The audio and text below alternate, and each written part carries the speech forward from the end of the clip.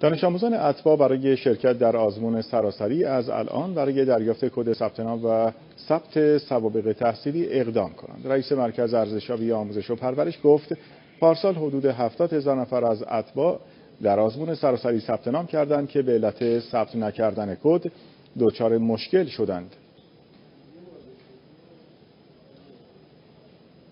چون 70,000 نفری که اشاره فرمودن داوطلب بود، یعنی بخششون دانش آموز بود، بخششون فارغ التحصیل سال قبل بود.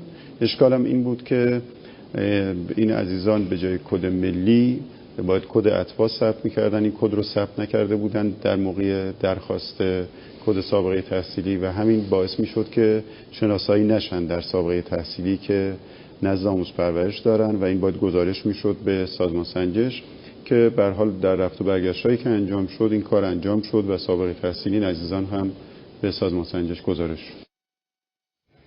رئیس سازمان سنجش هم گفت در آزمون فقط سوابق تحصیلی و معدل کتبی ملاک است که آموزش و پرورش ارائه می‌کند. در با آزمون سوابق تحصیلی ملاک ماست که صرفا آموزش پرورش ما میده. در رشته‌هایی که فقط سوابق تحصیلی بدون آزمون هست اونجا دقیقاً ما معدل کتبی نهایی رو مد نظر قرار میدیم که این معدل کتبی رو از آموزش پرورش میگیریم.